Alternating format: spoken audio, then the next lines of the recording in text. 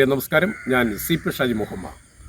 ഞാനിപ്പോൾ നിൽക്കുന്നത് കലിയുഗവരദൻ ധർമ്മശാസ്താവ് അയ്യപ്പസ്വാമിയുടെ ആയോധനക്കളരി സ്ഥാനവും മാളികപ്പുറത്തമ്മയുടെ മൂലക്കുടുംബ സ്ഥാനവുമായ ആലപ്പുഴ മൊഹമ്മയിൽ ചീരപ്പഞ്ചിറ മുക്കാൽവട്ട ശ്രീ അയ്യപ്പസ്വാമിയുടെ തിരുസന്നിധിയിലാണ് നിൽക്കുന്നത്. വൃശ്ചികമാസം പിറന്നാൽ പിന്നെ ശരണം വിളികളുടെ മന്ത്രോച്ചാരണങ്ങൾ കൊണ്ട് പ്രകൃതിയും ഭക്ത മനസ്സുകളും ഒഴുകിയെത്തുന്ന ആ മണ്ഡല മഹോത്സവത്തിനു വേണ്ടി ചീരപ്പഞ്ചിറ മുക്കാൽവട്ട ശ്രീ അയ്യപ്പസ്വാമിയുടെ തിരുസന്നിധി ഒരുങ്ങിക്കഴിഞ്ഞിരിക്കുകയാണ്.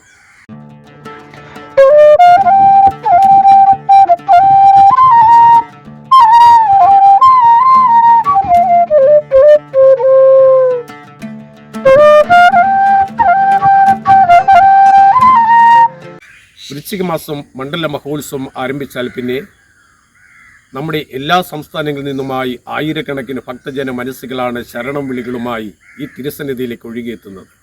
അതേപോലെ സ്ത്രീകൾ ഉൾപ്പെടെയുള്ള ആയിരങ്ങൾ കെട്ടുമുറുക്കി ശരണം വിളിച്ചുകൊണ്ട് ചീരപ്പഞ്ചിറ ശ്രീ മുക്കാൽവട്ടം അയ്യപ്പസ്വാമിയുടെ തിരുസന്നിധിയിൽ വന്ന ശരണം വിളികളോടെ തങ്ങളുടെ മനസ്സുകളിലേക്ക് നമ്മളുടെയൊക്കെ ജീവിതത്തിലേക്ക് ദൈവികമായ അനുഗ്രഹം ചൊരിയുന്ന അയ്യപ്പസ്വാമിയുടെ അനുഗ്രഹത്തിന് വേണ്ടി ശരണം വിളികളുമായി ഒഴുകിയെത്തുന്ന തിരുസന്നിധി. നാളെ മുതൽ മണ്ഡല മഹോത്സവ കാലഘട്ടം ചീരപ്പഞ്ചിറ മുക്കാൽവട്ട ശ്രീ അയ്യപ്പസ്വാമിയുടെ തിരുസന്നിധി ഭക്തി നിർഭരമാർന്ന ചടങ്ങുകളും ശരണം വിളികളും കൊണ്ട് മുഹമ്മയും ഈ കരപ്രദേശവും ഒന്നാകെ ചേർന്നു വരുന്ന ആ മഹോത്സവത്തിൻ്റെ കലകൾ വിടരുമ്പോൾ ചീരപ്പഞ്ചിറ മുക്കാൽവട്ട ശ്രീ അയ്യപ്പസ്വാമിയുടെ തിരുസന്നിധിയും ഇവിടുത്തെ ചടങ്ങുകളെക്കുറിച്ചുമെല്ലാം നമ്മൾക്കറിയണമെന്ന് ആഗ്രഹമുണ്ട്. അതിനു വേണ്ടിയിട്ടാണ് ഞാൻ ഇവിടെ വന്നിരിക്കുന്നത്. ഇനിയുള്ള ദിവസങ്ങൾ ശരണം വിളികളുടെ മന്ത്രങ്ങളും അതോടൊപ്പം ചീരപ്പഞ്ചിറ മുക്കാൽവട്ട ശ്രീ അയ്യപ്പസ്വാമിയുടെ തിരുസന്നിധിയിൽ ആയിരങ്ങൾക്ക് ഭക്തി നിർഭരമാർന്ന ദർശന സാഫല്യത്തിൻ്റെ മഹോത്സവമാണ്.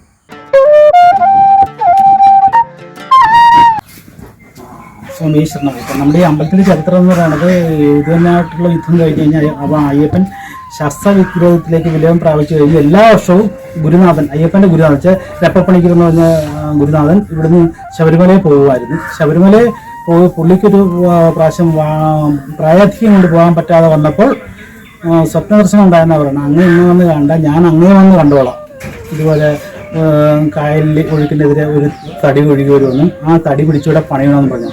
ഗുരുനാഥൻ സ്വപ്നദർശനം കണ്ട് തിരിച്ചിവിടെ വന്ന് നോക്കാൻ നേരത്താണ് ഇവിടെ അമ്പലത്തിൻ്റെ ഈ സ്കെച്ച് ഇങ്ങനെ കാലും കൊണ്ട് ഇങ്ങനെ വരച്ചിട്ടിരിക്കുന്നതും ഈ വിഗ്രഹം ഇവിടെ ഇരിക്കുന്നതും തടി ഇതുപോലെ കായലിൽ വരുന്ന ആൾക്കാർ പിടിക്കാൻ ചെല്ലുമ്പോൾ തിരിച്ച് പുറത്തോട്ട് ഇറങ്ങി പോകുന്നതാണ് പറയുന്നത്. ഗുരുനാഥൻ നിന്ന് തൊട്ടപ്പം തടി അടുത്ത് അത് ആ പിടിച്ച് കയറ്റി ഉണ്ടാക്കിയ ക്ഷേത്രമാണ് ഇത്.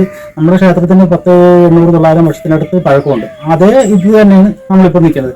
അല്ലാതെ നമ്മൾ ഇതിട്ട് വേറെ ഒരു പരിപാടിയും ചെയ്തിട്ടില്ല. എല്ലാം അതേ രീതിയിൽ തന്നെയാണ് നിൽക്കുന്നത് ക്ഷേത്രം.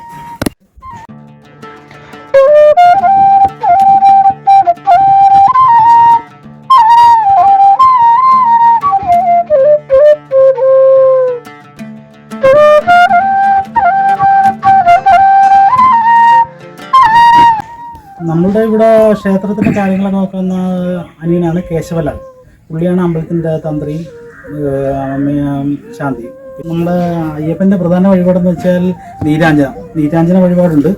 പിന്നെ നെയ്യും തേങ്ങ വീട്ടിൽ കൊണ്ടുവന്നിട്ട് അയ്യപ്പൻ 5 വലത്തിട്ട് അത് പൊട്ടിച്ച് നമുക്ക് കത്തിക്കുക. അത് രാവിലെ അകത്ത് കത്തിക്കും, വൈകുന്നേരം പുറത്തും കത്തിക്കും. പിന്നെ രണ്ടാമത്തത് ഉണ്ണിയപ്പം ഉണ്ട്, പിന്നെ അരവണയുണ്ട്, എള്ള് നിവേദ്യമുണ്ട്. നമുക്കിപ്പം ഈ അരവണയ്ക്കും എള്ള് നിവേദ്യത്തിനും ഉണ്ണിയപ്പത്തിനും നമുക്ക് ആൾ തിരക്കാണ്. കാരണം വെച്ചാൽ ഈ അരവണയും ഉണ്ണിയപ്പം എന്ന് പറയുന്നത് ചീരപ്പഞ്ചിറ വെച്ചാൽ അയ്യപ്പൻ ഇവിടെ കളരിപ്പേറ്റ് പഠിപ്പിക്കാൻ വന്നപ്പോൾ മാളികപ്പുറത്തമ്മ ഋതുമതിയായിരുന്നപ്പോൾ മധുരം വിളമ്പുമല്ലോ, ആ മധുരം വിളമ്പിയ കൂട്ടത്തിലുള്ളായിരുന്നു ഈ അരവണ.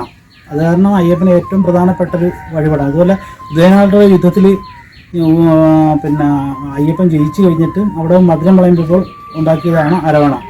അത് ചീരപ്പഞ്ചിറ സൈന്യം ഉണ്ടാക്കിയെന്ന് പറഞ്ഞു. അതാണ് നമുക്കിവിടെ അരവണയ്ക്ക് ഇത്രയും പ്രത്യേകത. പിന്നെ നെയ്യഭിഷേകമുണ്ട്. എല്ലാത്തിനും നമുക്കിപ്പോൾ തിരക്കാണ്. ഈ 41 തുടങ്ങിക്കഴിഞ്ഞാൽ നമുക്കിപ്പം ഈ ശബരിമലയിൽ പോകാൻ പറ്റാത്ത 20 വയസ്സിന് മേൽപ്പെട്ടുള്ളവർക്ക് പോകാൻ പറ്റാത്ത സ്ത്രീകളുണ്ട്, കുട്ടികളുണ്ട്. അവരൊക്കെ നമുക്ക് വൃശ്ചികം തുടങ്ങിക്കഴിഞ്ഞാൽ വൃശ്ചികം തുടങ്ങിയാൽ അല്ലാതെ തന്നെ നമുക്ക് ഇവിടെ വരാറുണ്ട്. ഇപ്പോൾ വൃശ്ചികം തുടങ്ങിക്കഴിഞ്ഞാൽ അതിൽ കൂടുതലായിട്ട് ഇവിടെ കെട്ടി നിറച്ച് ഇവിടെ വന്ന് തലേദിവസം ഇവിടെ വന്ന് താമസിച്ച് രാവിലെ നെയ്യഭിഷേകം ചെയ്ത് പോകുന്നതാണ്.